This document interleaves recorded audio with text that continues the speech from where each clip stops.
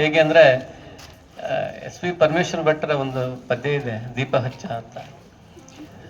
ಪ್ರೀತಿಯ ಕರೆ ಕೇಳಿ ಆತ್ಮದ ಮೊರೆ ಕೇಳಿ ನೀನಿಲ್ಲಿ ಬಂದು ದೀಪ ಹಚ್ಚ ಅಂತ ಶುರುವಾಗುತ್ತೆ. ಬಹಳ ವರ್ಷಗಳ ಹಿಂದೆ ಓದಿದ ಕವಿತೆ, ಪೂರ ಜ್ಞಾಪಕ ಇಲ್ಲ ನನಗೆ. ಬಹುಶಃ ನಿಮ್ಮ ಎಲ್ಲರ ಪ್ರೀತಿಯ ಕರೆ ನನ್ನ ಆತ್ಮದ ಕರೆಗೆ ಹೋಗ್ಬಿಟ್ಟು ನಾವಿಲ್ಲಿ ಬಂದ್ವೇನೋ ಅನ್ನುವಂಥ ಭಾವನೆ. ಹೇಗಿತ್ತು ಇಲ್ಲಿ ಬಂದ ಸ್ಥಿತಿ ಅಂತಂದ್ರೆ,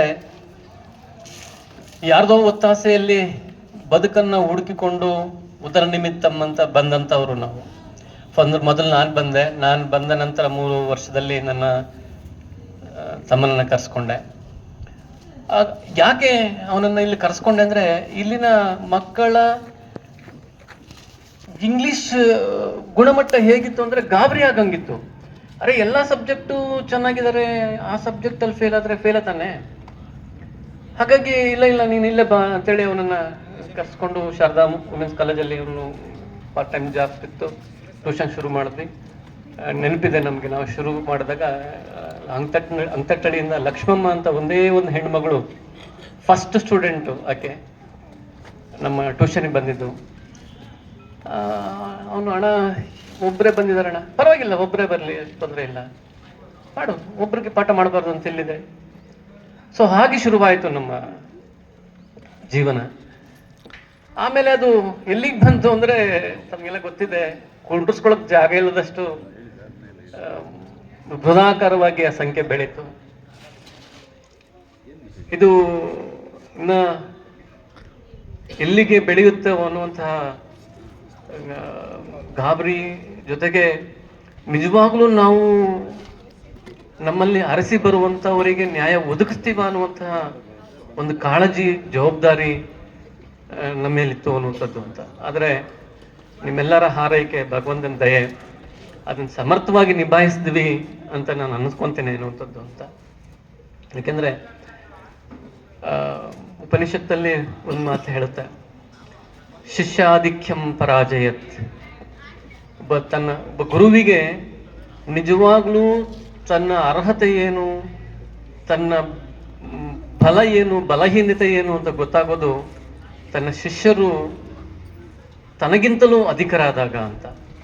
ಬಹುಶಃ ಆ ವರ್ಷಗಳಲ್ಲಿ ನಾವು ಏನು ಈಗ ಆ ವೃತ್ತಿಯಿಂದ ದೂರ ಆಗಿದ್ದೇನೆ, ಪ್ರವೃತ್ತಿಯಿಂದ ದೂರ ಆಗದಿದ್ರು ಕೂಡ ವೃತ್ತಿಯಿಂದ ದೂರ ಆಗಿದ್ದೇನೆ, ಬೇರೆ ವೃತ್ತಿಯನ್ನು ಆರಿಸ್ಕೊಂಡು ಅಥವಾ ಬದುಕು ಕೊಟ್ಟಂತೆ ನಾನು ಮುಂದೆ ಹೋಗಿದ್ದೇನೆ.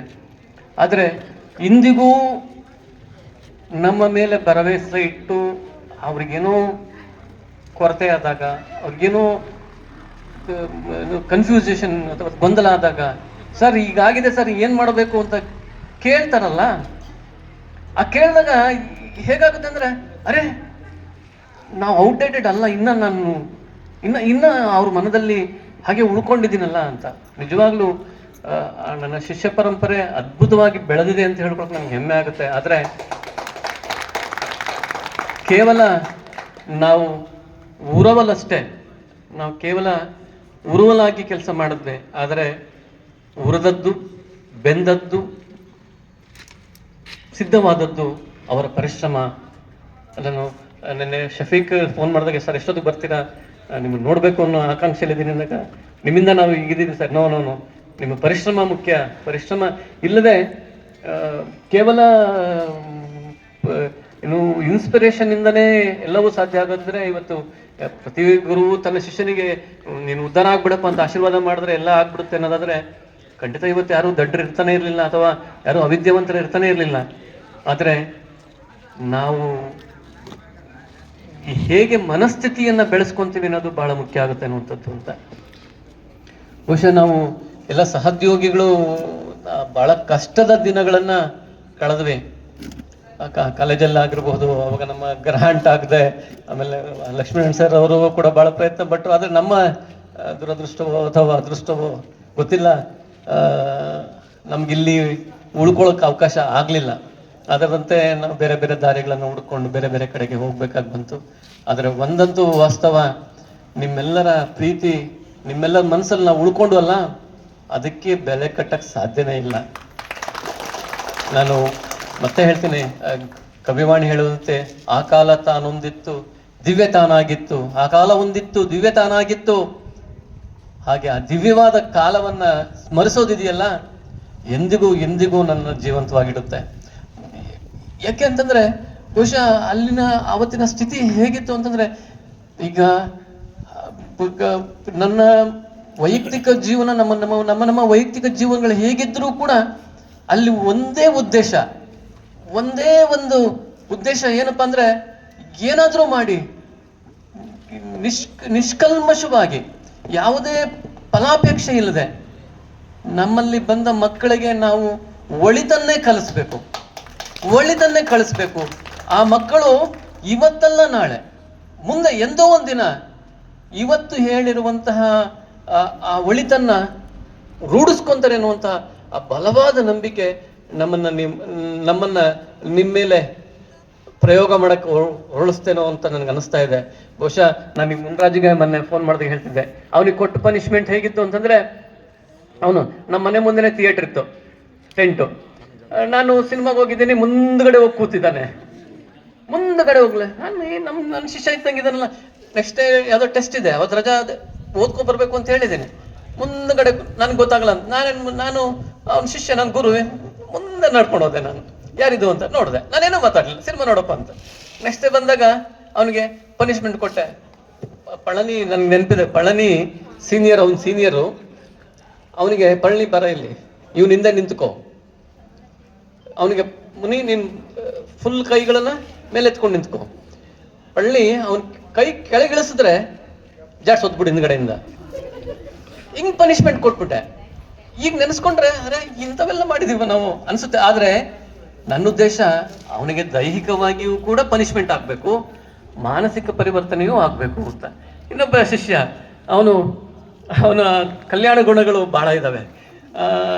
ಕಿಟಕಿ ಪಕ್ಕ ಬುಕ್ ಇಟ್ಟು ಎದ್ದೋಗೋದು, ಬೇರೆ ಬೇರೆ ಹವ್ಯಾಸಗಳು ಇದ್ದು. ಆಗ ಕಿಟಕಿಲೆಲ್ಲ ಅಲ್ಲೆಲ್ಲ ಉಯ್ಯೋದು, ಇಲ್ಲೆಲ್ಲ ಇದ್ದು.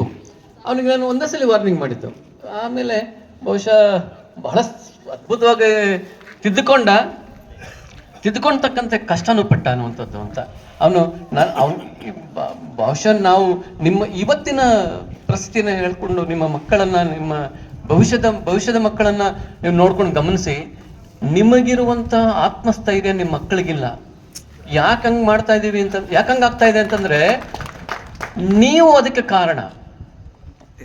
ನಿಮ್ಮ ಆತ್ಮಸ್ಥೈರ್ಯವನ್ನ ನಿಮ್ಮ ಮಕ್ಕಳಲ್ಲಿ ಬೆಳೆಸೋದಕ್ಕೆ ಪ್ರಯತ್ನ ಪಡಿ. ಅವ್ರು ಹೇಳ್ದಂಗೆ ಕೇಳಬೇಡಿ. ನೀವು ಒಂದು ಹಂತದವರೆಗೆ ನೀವು ಹೇಳ್ದಂಗೆ ಕೇಳಬೇಕು. ನೀವು ಹೇಳ್ದಂಗೆ ಕೇಳಬೇಕು. ಎಲ್ಲ ರೀತಿಯಲ್ಲ, ಅವ್ರಿಗೆ ಫ್ರೀಡಮ್ ಇರಲಿ. ನೀವು ಹೇಳ್ದಂಗೆ ಕೇಳಬೇಕು ಅಂದ್ರೆ ಕುತ್ಕೊಂಡು ನಿಂತ್ಕೊ ಅಲ್ಲ, ಪ್ರೀತಿಯಿಂದ ಕಲಿಸಿ. ಬಹುಶಃ ನಾವು ನಿಮಗೆ ಕಲಿಸಿದ್ದು ಕೂಡ ಪ್ರೀತಿಯಿಂದಲೇ. ಬೈದ್ರೂ ಪ್ರೀತಿಯಿಂದನೇ ಬೈತಿದ್ವಿ, ಒಡೆದ್ರೂ ಪ್ರೀತಿಯಿಂದನೇ ಹೊಡಿತಿದ್ವಿ.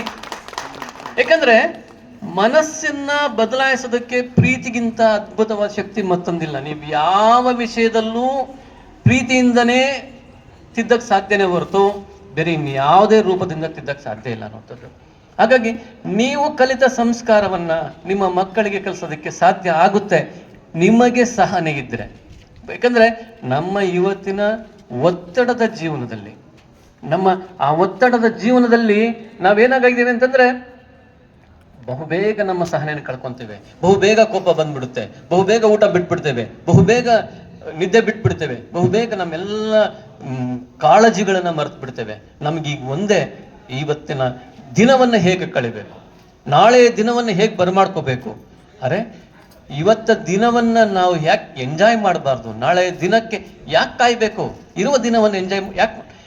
ಈ ಕಲ್ಪನೆಯನ್ನೇ ನಾವು ಮರೆತು ಬಿಟ್ಟಿದ್ದೇವೆ. ನಮ್ಮ ಮನಸ್ಸಿಗೆ ಆಲೋಚನಾ ಶಕ್ತಿಯನ್ನ, ನಮ್ಮ ಮೆದುಳಿಗೆ ಆಲೋಚನಾ ಶಕ್ತಿಯನ್ನು ಕಳ್ಕೊಳಕ್ ಶಕ್ತಿ ಮಾಡ್ಕೊಡ್ತಾ ಇದೀವಿ. ಇವತ್ತು ಹೇಳಿದ್ರು, ಹಾಗೆ ನನ್ನ ಪದ್ಮ ಹೇಳ್ತಿದ್ರು, ಮೊಬೈಲ್ ಮಕ್ಕಳಿಗೆ. ಈಗ ನನ್ನ ಮಗಳು ನಿಮಾನ್ಸ್ ಅಲ್ಲಿ ಕ್ಲಿನಿಕಲ್ ಸೈಕಾಲಜಿಸ್ಟ್ ಆಗಿ MPhil ಮಾಡ್ತಾ ಇದ್ದಾಳೆ.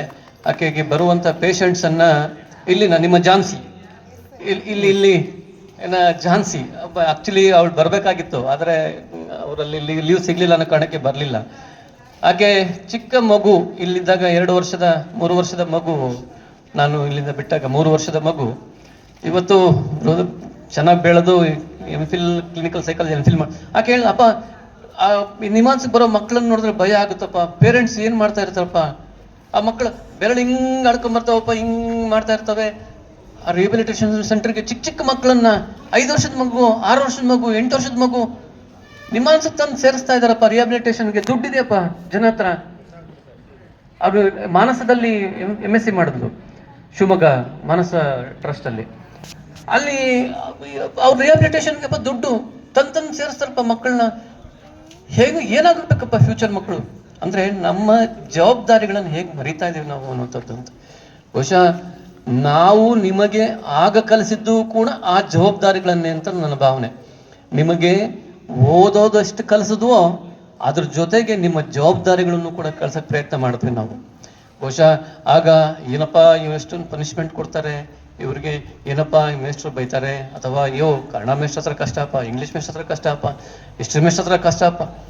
ಆದರೆ ಒಂದು ಕ್ಷಣ ನೀವು ಈ 25 ವರ್ಷಗಳ ನಂತರ ಒಂದು ಕ್ಷಣ ಆಲೋಚನೆ ಮಾಡಿ, ಆವತ್ತು ಹೇಳಿದಂಥ ನಿಮ್ಮ ಯಾವುದೇ ಮಾಸ್ಟ್ರು ನಿಮ್ಗೆ ಹೇಳಿದಂಥ ಮಾತುಗಳು ಸುಳ್ಳಾಗಿದ್ದಾವ, ಅಥವಾ ನಿಮ್ಗೆ ಹೇಳಿದಂತಹ ಯಾವುದೇ ಸಂಸ್ಕಾರಗಳು ಬದಲಾಗಿದ್ದಾವ, ಅದರ ಪರಿಣಾಮ ಏನಾಗಿದೆ, ಅದನ್ನ ನಾವು ಹೇಗೆ ಎದುರ್ಕೊಳ್ತಾ ಇದ್ದೇವೆ, ಇವತ್ತು ಹೇಗೆ ಫೇಸ್ ಮಾಡ್ತಾ ಇದ್ದೇವೆ ಅನ್ನೋದನ್ನ ನೆನೆಸ್ಕೊಂಡ್ರೆ ಬಹುಶಃ ನಾವು ಸರಿದಾರಿಗೆ ಹೋಗ್ತೇವೆ ಅನ್ನೋದು ನನ್ನ ಭಾವನೆ ಅನ್ನುವಂಥದ್ದು ಅಂತ. ಇವತ್ತು ಪ್ರತಿಯೊಬ್ಬರಿಗೂ ಅವರವರದೇ ಆದ ಒತ್ತಡಗಳಿವೆ, ಅವರದೇ ಆದ ಜಂಜಡಗಳಿವೆ. ಆದರೆ ಇವತ್ತು ಮಹಿಳೆ ಹೆಣ್ಮಕ್ಳು, ನಾನು ಗೃಹಿಣಿ ಸರ್, ನಂದೇನಿಲ್ಲ ಸರ್, ಬೆಳಗ್ಗೆ ತಿಂಡಿ ಮಾಡಿರ್ತೀನಿ, ಮನೆಯವ್ರಿಗೆ ಅಡುಗೆ ಮಾಡಿರ್ತೀನಿ, ಸಂಜೆಗೆ ಊಟ ಮಾಡಿರ್ತೀನಿ, ಆಮೇಲೆ ನಾನು ಬಟ್ಟೆ ಬರೆ ಒಗಿತೀನಿ, ಪಾತ್ರೆ ತೊಳಿತೀನಿ, ನಾನು ಅಚ್ಚುಕಟ್ಟಾಗಿ ಇದೀನಿ ಸರ್, ನನಗೇನು ಸಮಸ್ಯೆ ಇಲ್ಲ. ನಿಮ್ಮ ಕೆಲಸ ಅಷ್ಟೇ ಅಲ್ಲ, ಅಷ್ಟಕ್ಕೆ ನಿಮ್ಮ ಬದುಕು ಪೂರ್ಣ ಆಯಿತು ಅಂತಲ್ಲ. ಪ್ರತಿಯೊಂದು ಆಗು ಹೋಗನ್ನ ನೀವು ಗಮನಿಸ್ಬೇಕಾಗುತ್ತೆ. ನಾನು ಕೆಲ್ಸಕ್ಕೆ ಹೋಗ್ತಾ ಇದ್ದೀನಿ ಮಹಿಳೆ, ನಾನು ದುಡಿತಾ ಇದ್ದೀನಿ ಸರ್, ನನಗೇನು ಸರ್, ಆರಾಮಾಗಿ ಹೋಗ್ತೀನಿ, ಆಫೀಸ್ಗೆ ಬರ್ತೀನಿ. ದುಡ್ದು ಸಂಬಳ ತಂದ ಮಾತ್ರಕ್ಕೆ ನಿಮ್ಮ ಜವಾಬ್ದಾರಿ ಮುಗುದಿಲ್ಲ. ಗಂಡ್ಮಕ್ಳಾಗಿರ್ಬೋದು, ಹೆಣ್ಮಕ್ಳಾಗಿರ್ಬೋದು, ಪ್ರತಿಯೊಬ್ಬರು ಪ್ರತಿ ಹಂತದಲ್ಲೂ ಕೂಡ ಹೊಂದಿಕೊಂಡು ಹೋದ್ರೆ ಮಾತ್ರನೇ. ಈಗ ಹಾಸ್ಯವಲ್ಲ ಜೀವನ ಅಂತ, ನಾನು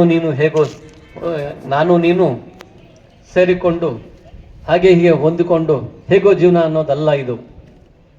ಜೀವನ ಅಂದ್ರೆ ಪ್ರತಿ ಕ್ಷಣವನ್ನು ಆಸ್ವಾದಿಸುವಂಥದ್ದು. ಇನ್ನು ಬಹಳ ಮುಖ್ಯವಾದದ್ದು ಏನಾಗಿದೆ ಅಂದ್ರೆ, ಇವತ್ತು ಬಹಳ ಈಸಿಯಾಗಿ ಹೇಳೋ ಉತ್ತರ ಏನಂದ್ರೆ, ಸರ್ ಟೈಮ್ ಇಲ್ಲ ಸರ್. ಪ್ರತಿಯೊಬ್ಬರು ಏನಪ್ಪ ಊಟ ಮಾಡಿದಾನ ಸರ್, ಟೈಮ್ ಇಲ್ಲ ಸರ್, ತಿಂಡಿ ಟೈಮ್ ಇಲ್ಲ ಸರ್. ಟೈಮ್ ಯಾರಿಗೆ ಜಾಸ್ತಿ ಕೊಟ್ಟಿದ್ದರು? ಇನ್ನು ನಮ್ಗೆ 24 ಗಂಟೆ ಇದೆ ಊಟ. ನಮ್ಮ ತಾತಂಗೆ ಏನಾರ 40 ಗಂಟೆ ಕೊಟ್ಟಿತ್ತ ದಿನಕ್ಕೆ? ಇಲ್ವಲ್ಲ, ಗೊತ್ತಾನೆ. ಪ್ರತಿಯೊಬ್ಬರಿಗೂ 24 ಗಂಟೆನೇ ಇರೋದು. ಆದರೆ ನೀನು ಅದನ್ನು ಹೇಗೆ ಬಳಸ್ಕೊಂತೀಯ ಅನ್ನೋದ್ರ ಮೇಲೆ ಬಹಳ ಮುಖ್ಯ ಆಗುತ್ತೆ. ಆ ಸಮಯವನ್ನು ಬಳಸ್ಕೊಳ್ಳೋದನ್ನ ಪ್ರಾಕ್ಟೀಸ್ ಮಾಡಿ, ನಿಮ್ಮ ಮಕ್ಕಳಿಗೆ ಪ್ರಾಕ್ಟೀಸ್ ಮಾಡಿ. ನೀವು ಪ್ರಾಕ್ಟೀಸ್ ಆದ್ರೆ ಸಹಜವಾಗಿ ನಿಮ್ಮ ಮಕ್ಕಳಿಗೂ ಪ್ರಾಕ್ಟೀಸ್ ಆಗುತ್ತೆ. ನೀವು ಬುಕ್ ತೆಗಿ, ಹೋಮ್ವರ್ಕ್ ಮಾಡುವಂತ ನೀವು ಮೊಬೈಲ್ ಹಿಡ್ಕೊಂಡ್ರು, ಟಿವಿ ಹಾಕೊಂಡು ಕೂತ್ಕೊಂಡ್ರು, ಮಕ್ಳು ಏನ್ ಮಾಡ್ತಾರೆ? ಮೊದಲು ಅವ್ರ ಜೊತೆ ಬುಕ್ ಹಿಡ್ಕೊಂಡು ಕೂತ್ಕೊಳ್ಳೋದು ನೀವು ಕಲೀರಿ. ನಾವು ಕಲ್ತ್ರೆ ನಮ್ಮ ಮಕ್ಳ ಜೊತೆಗೆ, ಓ ಅಪ್ಪನೇ ಓದ್ಕೊಂತ ಇದ್ದಾರೆ, ನಾನು ಓದ್ಕೊಳ್ದೆ ಬೀಳ್ತಾವಪ್ಪ ಅನ್ನೋ ಭಯ ಶುರುವಾಗುತ್ತೆ. ಗೊತ್ತಾನೆ. ಇಲ್ಲಿ ಈಗ ನಾವೇನಾಗಿದೆ, ಸಮಯ ಇಲ್ಲ ನನಗೆ, ಅದಿಲ್ಲ ಇದಿಲ್ಲ, ಬರೀ ಇಲ್ಲಗಳ ಬಗ್ಗೆ ಯೋಚನೆ ಮಾಡ್ತಾ ಇದ್ದೀವಿ. ಅದು ಇರೋದನ್ನ ಹೇಗೆ ಸದುಪಯೋಗ ಬಳಸ್ಕೋಬೇಕು, ಹೇಗೆ ನಾವು ಬಳಸ್ಕೋಬೇಕು, ಹೇಗೆ ಅದನ್ನ ಆಸ್ವಾದಿಸ್ಬೇಕು ಅನ್ನುವಂಥದ್ದಿಲ್ಲ ಅನ್ನೋಂಥದ್ದು. ದಯವಿಟ್ಟು ಇಡೀ ದಿನದಲ್ಲಿ ನಿಮಗಾಗಿ ಮೀಸಲಿರಿಸಿಕೊಂಡ ಒಂದು ಕ್ಷಣವನ್ನ ಯೋಚನೆ ಮಾಡಿ. ಇವತ್ತು ಬರೇ ನಾವು ಅದಕ್ಕೋಸ್ಕರ ಬದುಕ್ತಿದ್ದೀವಿ, ಇದಕ್ಕೋಸ್ಕರ ಬದುಕ್ತೀವಿ, ಏನೇನಕ್ಕೋಸ್ಕರ ಬದುಕ್ತಾ ಇದ್ದೀವಿ, ನಮಗೆ ನಾವು ಬದುಕಿದ್ದೆ ಯಾವಾಗ ರಿಯಲೈಸ್ ಆಗಿ. ದಿನದಲ್ಲಿ 24 ಗಂಟೆಯಲ್ಲಿ 10 ನಿಮಿಷ ನನಗೋಸ್ಕರ ಮೀಸಲಿಟ್ಟು ನನಗೆ ಬೇಕಾದಂತೆ ನಾನು ಜೀವನ ಮಾಡೋಕ್ಕಾಗಲ್ವೇ? ನಮ್ಮದೇ ಅಂತ ಆಕಾಂಕ್ಷೆಗಳು, ಭರವಸೆಗಳು ಇರೋದಿಲ್ವೇ? ಆಸೆಗಳಿರೋದಿಲ್ವೇ? ಆ ಆಸೆಗಳನ್ನ ನಾನು ಈ ಜಂಜಡದಲ್ಲಿ ಯಾಕೆ ಕಳಿಬೇಕು? ನಂಗೊಂದು ಒಳ್ಳೆ ಪುಸ್ತಕ ಓದ್ಬೇಕು ಅಂತಿದ್ಯಪ್ಪ, ಅರ್ಧ ಗಂಟೆ ಉಳಿಸ್ಕೊಳಕ್ಕಾಗಲ್ವೇ ನಾನು? ನಂಗೊಂದು ಒಳ್ಳೆ ಸಿನಿಮಾ ನೋಡ್ಬೇಕು ಅಂತಿದ್ಯಪ್ಪ, ಯಾರೋ ಸ್ನೇಹಿತರ ಚೆನ್ನಾಗಿ ಒಂದು 10 ನಿಮಿಷ ಮನಸ್ಸು ಬಿಚ್ಚಿ ಮಾತಾಡ್ಬೇಕು ಅಂತಿದ್ಯಪ್ಪ, ಯಾವುದೋ ಗಿಡಕ್ಕೆ ನೀರು ಹಾಕ್ಬೇಕು ಅಂತಿದ್ಯಪ್ಪ, ನನ್ನ ಮನೆ ಮುಂದೆ ಒಂದು ಚಿಕ್ಕ ಕೈದೋಟ ಮಾಡ್ಕೋಬೇಕು ಅಂತಿದ್ದೆ. ಇಂಥ ಎಷ್ಟೋ ಅಸಂಖ್ಯಾತ ಆಸೆಗಳನ್ನ ನಾವು ಸಮಯ ಇಲ್ಲ ಅನ್ನುವಂಥ ಒಂದೇ ಒಂದು ನೆಪದಲ್ಲಿ ದೂರ ಮಾಡ್ತಾ ಇದ್ದೇವೆ, ಕಳ್ಕೊತಾ ಇದ್ದೇವೆ. ಹಾಗಾಗಿ ಮತ್ತೆ ಕನ್ನಡ ಪಾಠ ಮಾಡ್ತಾ ಇದ್ದಾರೆ ಅಂತ ಅನ್ಕೋಬೇಡಿ.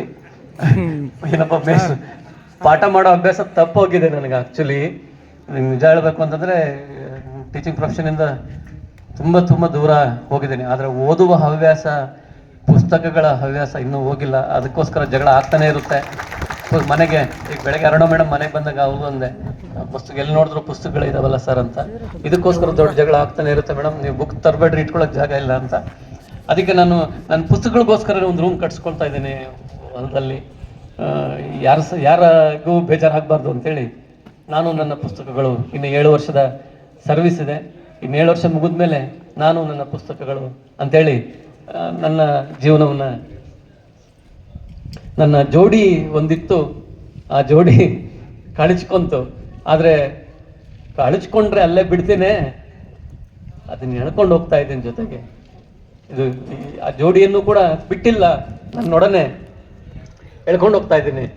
ಆ ಆಕರ್ಷಣೆ, ಪುಸ್ತಕಗಳ ಆಕರ್ಷಣೆ, ಓದುವ ಹವ್ಯಾಸವನ್ನು ನಿಮ್ಮ ಮಕ್ಕಳಿಗೆ ಬೆಳೆಸಿ. ದಯವಿಟ್ಟು ನೀವು ಓದುವ ಹವ್ಯಾಸ, ಪುಸ್ತಕವನ್ನು ಓದುವ ಹವ್ಯಾಸವನ್ನು, ಒಳ್ಳೆ ಕಥೆ ಪುಸ್ತಕ, ಕಾದಂಬರಿಗಳು, ಏನಾದರೂ ಸರಿ, ದಿನಕ್ಕೆ ಕನಿಷ್ಠ ನೀವು ಫಸ್ಟ್ ಒಂದು ರೂಲ್ ಹಾಕ್ಕೊಳ್ಳಿ, ಪ್ರತಿದಿನ ನಾನು 10 ಪೇಜ್ ಓದಲೇಬೇಕು. ನಾನು 10 ಪೇಜ್ ಓದ್ದಲ್ಲ ನಾನು ಮಲಗೋದಿಲ್ಲಪ್ಪ, 10 ಪೇಜ್ ಓದ್ದಲ್ಲ ನಾನು ಮಲಗಲ್ಲ, ನಂಗೆ ನಿದ್ದೆ ಬರಲ್ಲಪ್ಪ. ಬಹುಶಃ ಕನ್ನಡ ಮೇಷ್ಟ್ರ ಹತ್ರ ಪುಸ್ತಕ ಇಲ್ಲದ ದಿವಸ ಯಾವತ್ತೂ ನೋಡಿದ್ದೇ ಇಲ್ಲ ನೀವು. ಕನ್ನಡ ಮೇಷ್ಟ್ರ ಕೈಯಲ್ಲಿ ಪುಸ್ತಕ ಇಲ್ಲದೆ ಕಾಲೇಜಿಗೆ ಬಂದಿದ್ದು ಯಾವತ್ತೂ ನೋಡೇ ಇಲ್ಲ. ಇವತ್ತು ಹಾಗೆ ಇದ್ದೇನೆ. ಇವತ್ತು ನನ್ನ ಹತ್ರ ಪುಸ್ತಕ ಇಲ್ಲದ ದಿನಗಳಿಲ್ಲ, ಓದಿದ ದಿನಗಳಿಲ್ಲ. ಎಷ್ಟೇ ಒತ್ತಡ ಇದ್ರೂ ಕೂಡ ಓದು ನನಗೆ ನೆಮ್ಮದಿಯನ್ನು, ಆಹ್ಲಾದವನ್ನು, ಮುಂದಿನ ಜೀವನಕ್ಕೆ ಪ್ರೇರಣೆಯನ್ನು ಕೊಡುವಂತಹ ಶಕ್ತಿಯನ್ನು ಕೊಡುತ್ತೆ. ಆ ಪ್ರೇರಣಾ ಶಕ್ತಿಯನ್ನು ನಿಮ್ಮ ಮಕ್ಕಳಲ್ಲಿ ಬೆಳೆಸಿ ದಯವಿಟ್ಟು. ಯಾಕೆಂದರೆ ಈಗ ನಿಮ್ಮ ಏನು ಪೀಳಿಗೆ ಇದೆ, ನಿಮ್ಮ ಪೀಳಿಗೆ ಇರುವಂತಹ ಧೈರ್ಯ, ದಾಷ್ಟ್ರತೆ, ಆತ್ಮವಿಶ್ವಾಸ ನಿಮ್ಮ ಮಕ್ಕಳಲ್ಲಿ ಬರಬೇಕು ಅಂದರೆ ನೀವು ಖಂಡಿತ ಕಾರ್ಯೋನ್ಮುಖರಾಗಬೇಕಾಗತ್ತೆ. ಅದರ್ವೈಸ್ ನಿಮ್ಮ ಮಕ್ಕಳು, ಆಗಲೇ ವೇದ ಹೇಳ್ದಂಗೆ, ನಂಗೆ PUC ಕಡಿಮೆ ಮಾರ್ಕ್ಸ್ ಬಂತು, ನಾನು ಸುಸೈಡ್ ಮಾಡ್ಕೊತೀನಿ. ಅರೆ, ಇವತ್ತು ಮೊಬೈಲ್ ಕೊಟ್ಟಿಲ್ಲ ಅನ್ನೋ ಕಾರಣಕ್ಕೆ ಮಾಡಿ ಮೇಲಿಂದ ಬಿದ್ದಂತಹ ಮಕ್ಕಳನ್ನು ನೋಡ್ತಾ ಇದ್ದೀವಿ ನ್ಯೂಸಲ್ಲಿ. ಬೈದ್ರು ಜೋರಾಗಿ ಅಂತೇಳಿ ಸುಸೈಡ್ ಮಾಡ್ಕೊಂತ ಮಕ್ಕಳನ್ನು ನೋಡ್ತಾ ಇದ್ದೇವೆ. ಅಂದರೆ ನಾವು ನಮ್ಮ ಮಕ್ಕಳನ್ನು ಎಷ್ಟು ಸುಕೋಮಲವಾಗಿ ಮಾಡ್ತಾ ಇದ್ದೀವಿ. ಯಾಕೆಂದ್ರೆ ಇವತ್ತು ಈಗ ನಮಗೆ ಮಕ್ಕಳು, ನಮ್ಮ ತಂದೆ ತಾಯಿ ನಮ್ಮನ್ನ ಅಷ್ಟು ಸುಖವಾಗಿ ಬೆಳೆಸಲಿಲ್ಲ. ಈಗ ಹೇಳೋದು, ನಾವು ಸೊಪ್ಪು ತಂದು ಹಾಕ್ತಿದ್ವಿ, ಸೊಪ್ಪು ತಂದಾಕಿ, ಸೌದೆ ತಂದಾಕಿ ಕ್ಲಾಸಿಗೆ ಬರ್ತಿದ್ವಿ, ದನ ಕಟ್ಟಾಕಿ ಸಗಣಿ ಎತ್ತಿ ಸ್ಕೂಲಿಗೆ ಬರ್ತಿದ್ವಿ, ಕಾಲೇಜಿಗೆ ಬರ್ತಿದ್ವಿ. ಇವತ್ತು ಮಕ್ಕಳ ಕೆಲಸ ಮಾಡ್ತಾರೆ, ನಾವು ಮಾಡಕ್ ಬಿಡಲ್ಲ. ಇವು ನಾನು ಸಗಣಿ ಎತ್ತನಪ್ಪ, ನನ್ನ ಮಕ್ಕಳು ಯಾಕೆ ಸಗಣಿ ಎತ್ತಬೇಕು? ಇಲ್ಲ, ಅಟ್ಲೀಸ್ಟ್ ತಿಂಗಳಿಗೊಂದ್ಸಲಿ ಸಗಣಿ ಎತ್ತಿಸ್ರಿ. ಗೊತ್ತಾಗ್ಬೇಕು ಅವ್ರಿಗೆ, ಅದರಲ್ಲಿರುವಂಥ ಸುಖ ಗೊತ್ತಾಗಬೇಕು. ಪ್ರಕೃತಿಯನ್ನ ಪ್ರೀತಿಸೋದನ್ನು ಕಲಿಸಿ ಅವರಿಗೆ, ಪ್ರಕೃತಿಯೊಡನೆ ಬದುಕುವುದನ್ನು ಕಳಿಸಿ. ಪ್ರಕೃತಿನೂ ನನಗೂ ಸಂಬಂಧ ಇಲ್ಲ, ಪ್ರಕೃತಿ ಏನೋ ನನಗೂ ಅದಕ್ಕೂ ಸಂಬಂಧನೇ ಇಲ್ಲ ಅನ್ನೋದು ಬೇಡ. ಪ್ರಕೃತಿ ಉಳಿದರೆ ನಾನು ಉಳಿತೀನಿ. ಹಾಗಾಗಿ ಪ್ರಕೃತಿನ ಪ್ರೀತಿಸೋದನ್ನು ಕಲಿಸಿ. ಯಾವಾಗ ನೀವು ಈ ನೇಚರ್ ಜೊತೆಗೆ ಸಮ್ಮಿಳಿತಗೊಳ್ತಿರೋ, ಖಂಡಿತ ನಿಮ್ಮ ಜೀವನ ಆಹ್ಲಾದಕರವಾಗಿರುತ್ತೆ, ಸುಂದರವಾಗಿರುತ್ತೆ. ಎಷ್ಟೋ ಸಂದರ್ಭಗಳು, ಮನೆ ಮುಂದೆ ಒಂದು ಚಿಕ್ಕ ಗಿಡ ಬೆಳೆಸ್ಕೊಳ್ಳೋಕೆ ನಾವು ಹಿಂದೆ ಮುಂದೆ ನೋಡೋ ಪ್ರಶ್ನೆ ಇಲ್ಲ. ನನ್ನ ಅರುಣ ಮೇಡಮ್ ಅವ್ರ ಮನೆಗೆ ಮೊನ್ನೆ ಪರಿಚಯ ಆದ್ಮೇಲೆ ಕಾಂಟ್ಯಾಕ್ಟ್ ಸಿಕ್ಕ ಮೇಲೆ ಹೋದೆ. ಅವರು ಪೋರ್ಟಿಕೋದಲ್ಲಿ ಒಂದಷ್ಟು ಗಿಡ ಬೆಳೆಸ್ಕೊಂಡಿದ್ದಾರೆ. ಏನ್ ಮೇಡಮ್ ಹಿಂಗೆ? ಆಸಕ್ತಿ ಅನ್ನೋದಿದೆಯಲ್ಲ, ನಿಮ್ಮನ್ನು ಜೀವಂತವಾಗಿಡುತ್ತೆ. ಆ ಗಿಡಗಳ ಜೊತೆ ಮಾತಾಡಿ, ಆ ಪ್ರಕೃತಿ ಜೊತೆಗೆ ಮಾತಾಡೋದಕ್ಕೆ ಕಲಿಸಿ ಮಕ್ಕಳಿಗೆ. ಆಗ ನಿಜವಾದ ಜೀವನವನ್ನು ನೀವು ಅನುಭವಿಸೋಕೆ ಸಾಧ್ಯ ಆಗುತ್ತೆ. ಅದರ್ವೈಸ್ ಯಾವುದೋ ತೆಲುಗು ಸಿನಿಮಾದಲ್ಲಿ ತಿನ್ನಾಮ ಪಡ್ಕೊಂಡಾಮ ತೆಲ್ಲಾರಿಂದ ಅನ್ನುವಂತೆ ನಮ್ಮ ಜೀವನ ಆಗುತ್ತೆ. ಸಂಪಾದನೆ ಮಾಡಿದೀವಿ,